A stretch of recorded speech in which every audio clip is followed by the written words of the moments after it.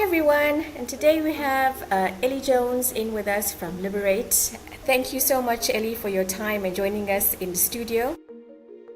Today we're going to be talking about ballots and the backlash. But before we get into the local government election outcome, Ellie, can you please tell us a little bit about Liberate and what you do there?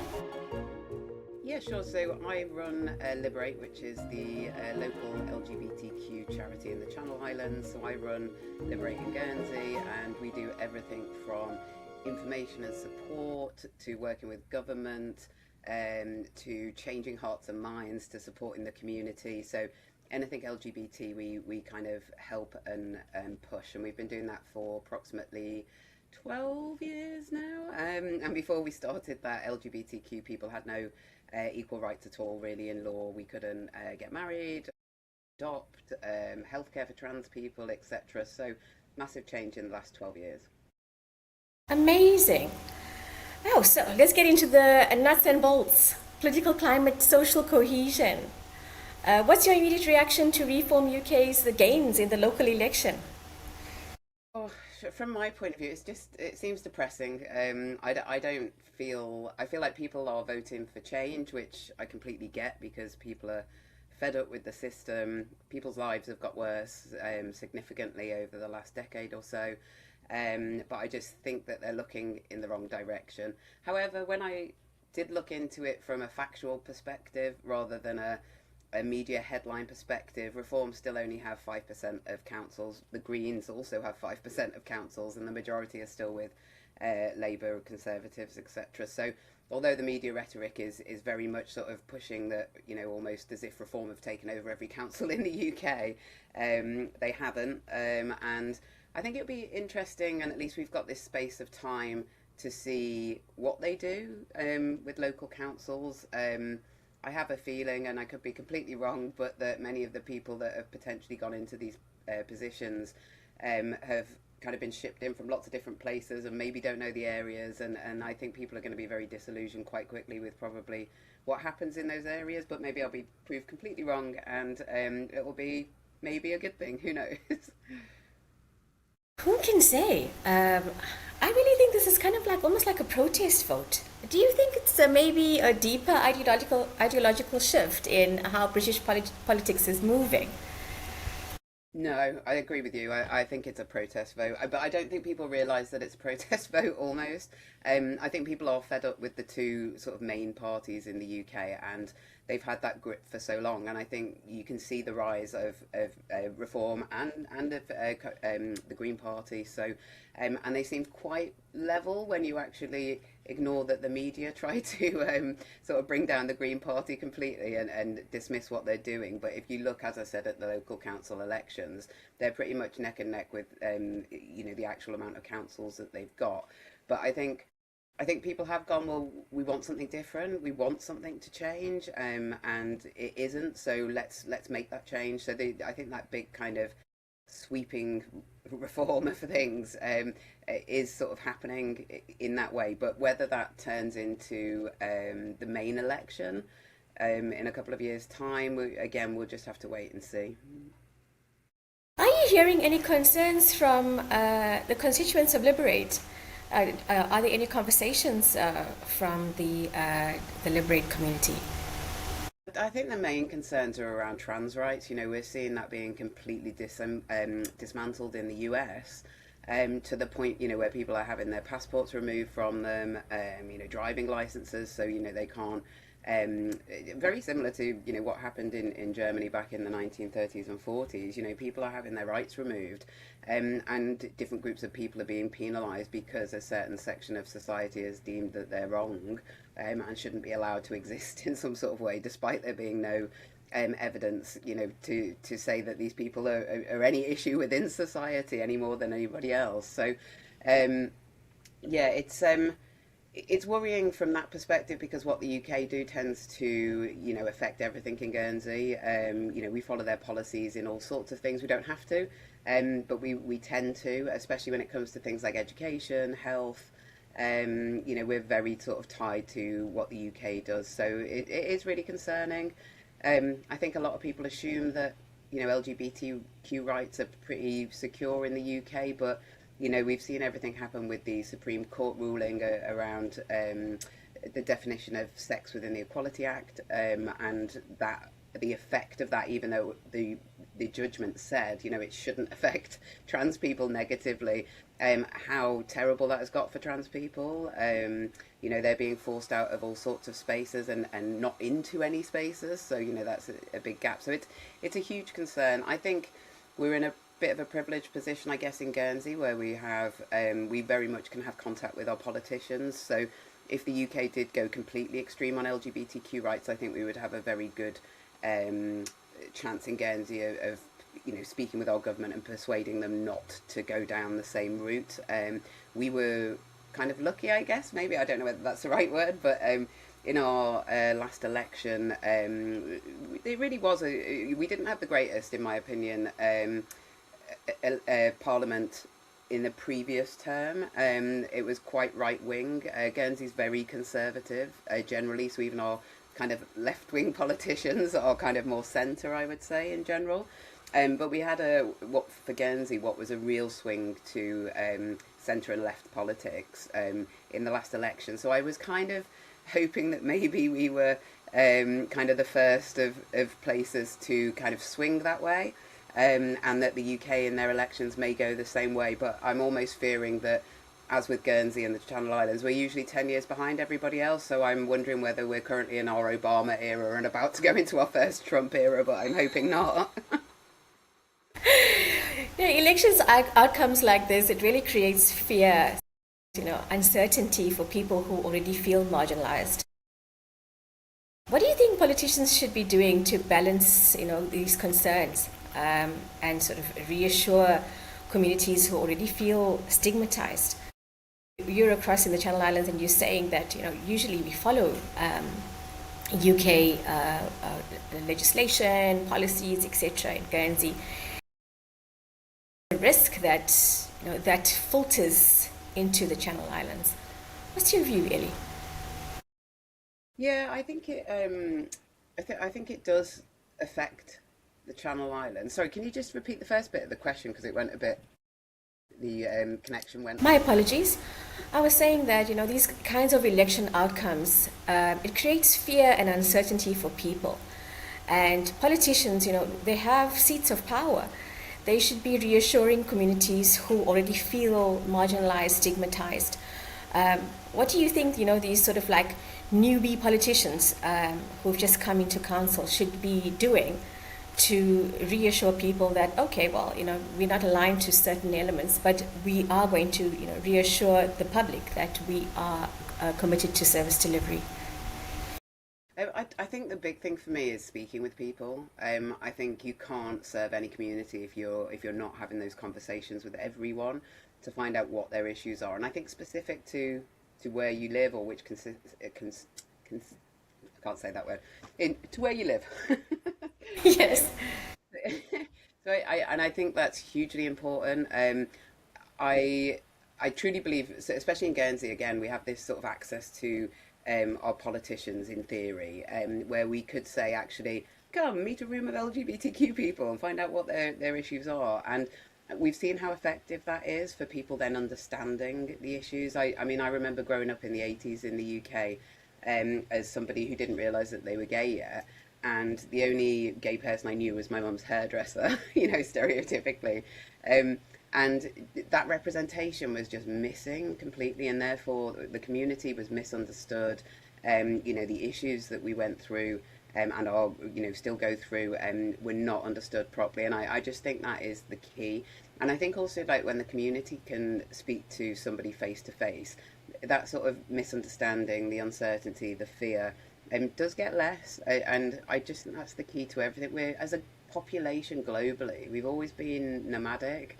We've travelled across the globe, for the history of Earth, and it's only sort of in the last couple of hundred years that we have borders, barriers, that people aren't allowed to travel freely, that then people are being vilified for that. And I understand when it comes to claiming benefits and things from a country that you haven't put into through the tax system, that people kind of sometimes misunderstand that.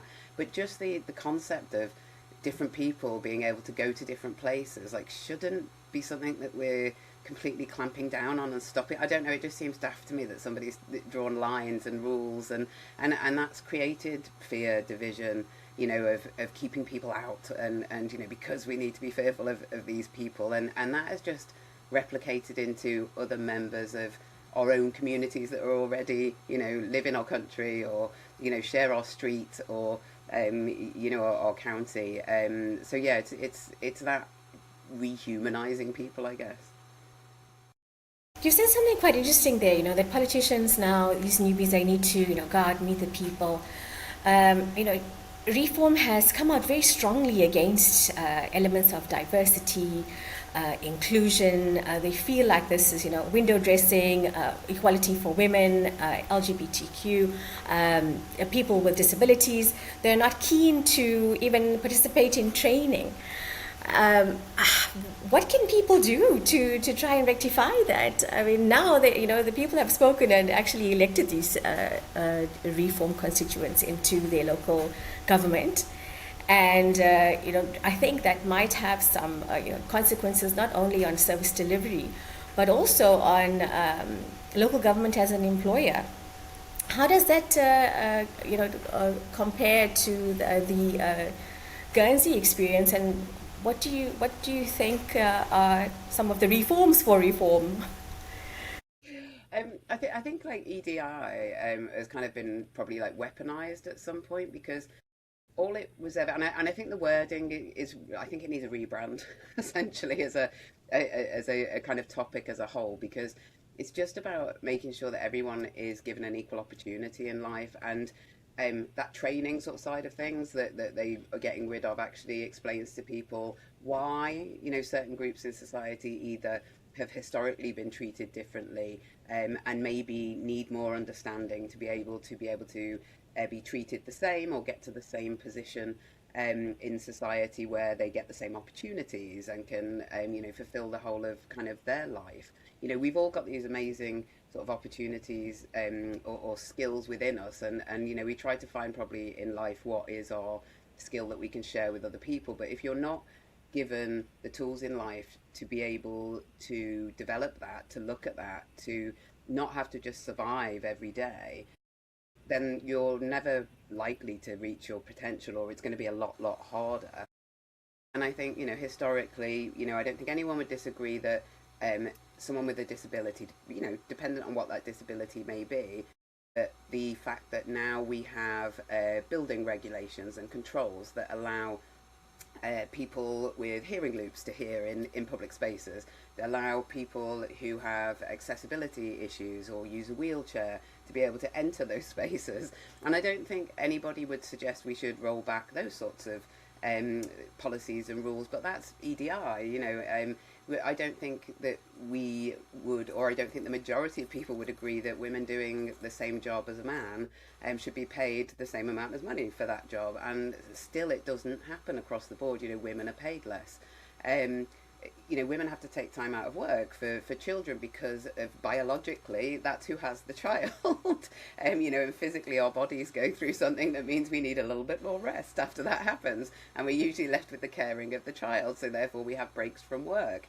But that should, you know, we should be looking at those things to fill those gaps, to make sure that people can come back to work if they want. But also, we put so much value in society on people's worth to earn money, and you know, that seems to be where we, from a capitalist society, where we put everybody's worth, and that is not the case. And I think if anybody thinks that, you know, DEI isn't actually just looking at, hang on, how can we make sure that everyone has the best outcome in life and has those opportunities, I think, you know, that's the way we need to sort of be looking at it and seeing it. And I think, unfortunately, organisations like Reform have just jumped on the bandwagon from Trump's America, and seen what they're doing, seeing it's populist, and are just repeating the same rhetoric. And I just hope that we've got strong enough, you know, equality laws and human rights laws that it can't be dismantled as easily as it seems to be being done in the States. Guernsey depends heavily on migrant labor in sectors like healthcare and hospitality. Do you think this debate in the UK risks undermining that appreciation for that contribution? Especially what you've said now, around, you know, sort of like the Trump thinking spilling over, and the world moving towards more conservative thinking. Yeah, I think so. So Guernsey historically has always had a huge influx of like non-local people. Like I am one of those non-local people. I was not born in Guernsey.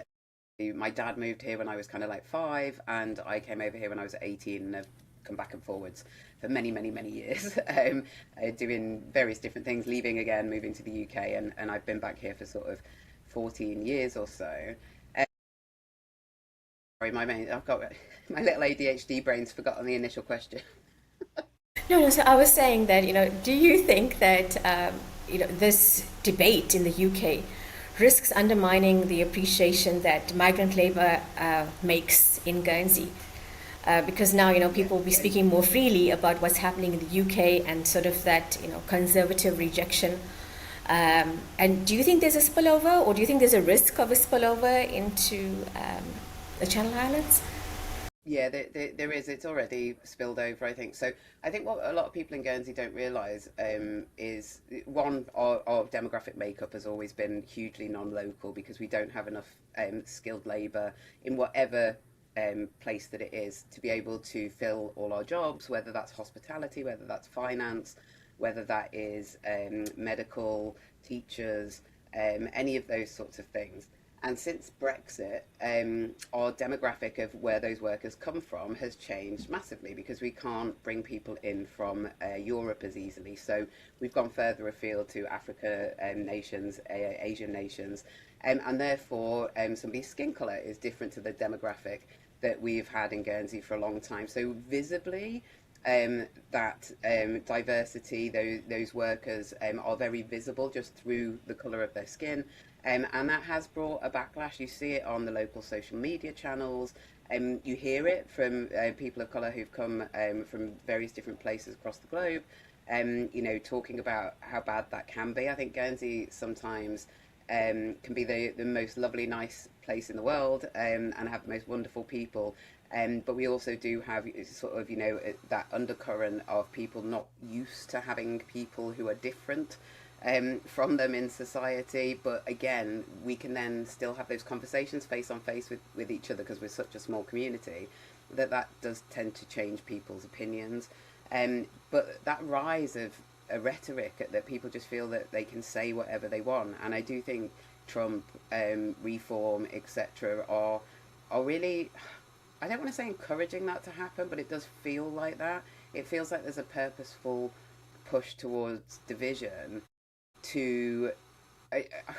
It's probably to hide something else, and I won't, go into all of that. But it does. It feels like a push for division, whereas actually, if people wanted more European workers in the UK and the Channel Islands, then they shouldn't have voted for Brexit. I don't think many people realised what the repercussions of Brexit would be, but it does. When we're looking for economic migrants and people to come to work, that's where we've moved out to be able to get licenses for people to come over. So we've traditionally had a very European workforce and UK workforce. So, if you went back to the 70s and 80s, it was very much Scousers and Scottish people. So I'm a Scouser at heart. So from Liverpool, and those groups and communities would have been placed and put into different places. You would have had signs outside boarding houses telling people they weren't welcome. And then, that moved to being Latvian, Portuguese, workers sort of from the sort of 80s, 90s onwards. And then more recently after Brexit, we're having, as I said, a demographic from the more sort of African Asian nations. So I hear a lot working with the work that I do, because I also work with a group of people just around general equality, diversity and inclusion and discrimination. And we hear a lot about the not so hidden racism in Guernsey. I don't even think people, when they say things, sometimes realise the things that they're saying, how hugely racist they are. I just think people are so uneducated around these issues, which is where we go back to the EDI training stuff and why it's so important in places.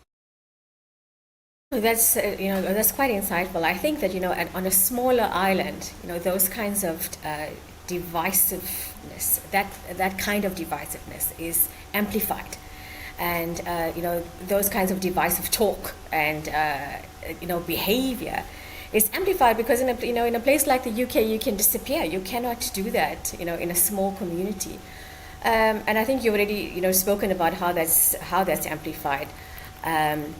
And sort of like a growing sense of division. How much responsibility do you think that social media plays? I mean, I think you did speak a little bit about it, but do you think that the press or the online sites like Facebook, etc., do you think it amplifies that anger and polarization? Maybe perhaps fuels discontent and what you're saying, around people being uneducated and, fueling a certain narrative that perhaps needs to be changed. Yeah, 100%. I think it's caused huge division, and I think it's purposeful in places. You see any post that's vaguely about race and status, LGBT stuff, women's rights. You end up with all these bots essentially just, and you can kind of spot them because the rhetoric's the same, like the wording's the same. You can kind of see that it's just repetitive, and then you can click on a few and you can see that they've got like 0 friends and stuff. And I was actually discussing this with a friend last night, and we were kind of saying, but what's the point of them? Who's behind them? What's there? And it is just to create division, because when a society is angry, when it's got people arguing with each other about more trivial issues, about people's identities, and it's not actually looking at who's causing the problems. Why is there a cost of living crisis? Why does nobody have any money? Why are people scared? It diverts from that, and people are so busy arguing online, and it's that polarization. The majority of people in the world, I truly believe, kind of mostly sit in the middle. They might not understand an issue very well, and they might think, oh, I'm not, I don't feel positive about that, or I feel negative, or whichever way round it may be. But they're not at these massive polarized ends. Whereas I think social media, because you can't hear tone, you can't hear humor, you can't, and especially if you're reading it, if you're in a negative, I've gone onto threads before, and I've assumed in my head that they're homophobic or transphobic when I've started reading, and I can read like every comment wrong, and then sometimes I've got to kind of apart, and I'm like, oh, hang on, no, this is actually supporting this issue, and then I reread it, and I'm like, oh gosh, it's so easy to read the things the wrong way, and social media just amplifies that, and the miscommunications around actual factual information is so rapidly spread. It's terrifying, and you can spend all day trying to correct people. So I think the most people who have kind of information, who want to say, actually, that's not correct, you've really got that wrong, let's have a conversation, you could spend your whole life trying to do that. You don't know if you're talking to a real person or if you're arguing with some sort of automated machine. And then therefore most people kind of give up, because you're like, what's the point in wasting my time either talking to a brick wall, potentially talking to somebody that isn't human, and potentially, just arguing them with somebody that is never, you're never going to find a middle ground, because most people that are on those platforms aren't wanting to find a middle ground. They're just wanting to kind of hit someone over the head with a hammer of how right they are. And we can all be like that. I don't, I know, like I feel like that sometimes, but I think it's caused such polarization on such a global scale. And there's no accountability, and that's the worst thing. I think, at least in real life, we might even sit on these thoughts, or we might not talk about them, but there's accountability from a point of view of asking people to kind of put their face, and say, this is me saying this. And I think so much of that has gone with social media that it's... Thank you so much, Ellie. Any closing remarks before we log off for the day? Nope, I don't think so. Thank you very much. Oh, thank you so much. You've given our viewers a lot to consider, and I really appreciate your time. Thanks for joining us today.